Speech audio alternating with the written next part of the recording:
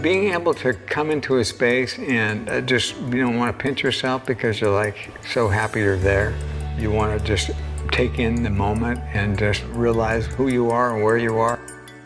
I think there's a unique value in a vacation home. You're stepping into the life of a local.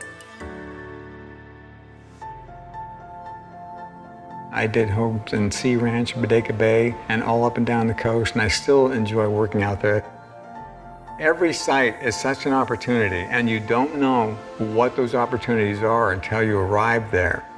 You research cultures and you research countries and cities and demographics, and there's this whole other kind of nerdy side that makes you a better designer. To get to a place in your life where you can build your own home. What a dream come true, right? We don't have to have identical styles, but I think very quickly in conversation, I can tell if what I would like to do for a client or for a property, they're going to like.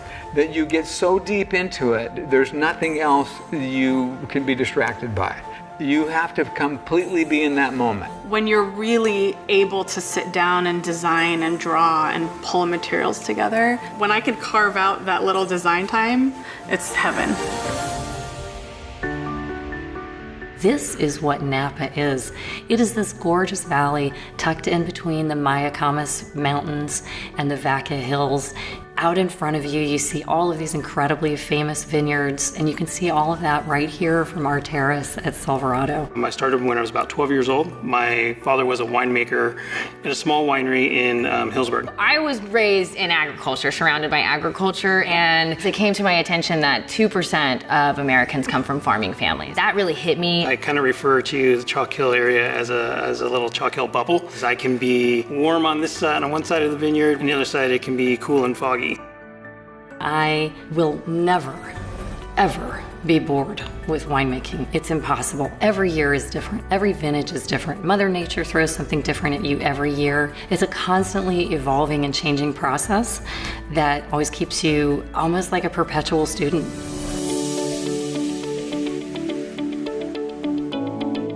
But you can do, a day trip here and visit wineries and beautiful restaurants. Every time I drive out here, there's just a relaxation to it. And you feel it whenever you visit any winery or hotel. Even the way people approach you, it just slows you down. And for those of us that are workaholics, it's just a good place to decompress. But beyond just the wineries, Armstrong Woods is very close to here, beautiful redwood forest, the coast going down to Bodega Bay. There's a culinary scene all throughout it, from Hog Eye and Oyster Company all the way up here to Single Thread and the very Sayers. And you can get a hell of a good burger right around the place too. Whatever you're looking for, high, low, in between, you can do pretty much all of it. And I think for people visiting Sonoma County, what I've found is not just the diversity of wines that are out here, but also just the things that you can do. So perhaps you've come in through San Francisco and you're through Sonoma Valley and you see these rolling light hills of grapes, and then you go through Russian River, and now you're in kind of lots of redwoods around and trees, and now we're going through the forest and we're coming out to the coast. It's a beautiful thing.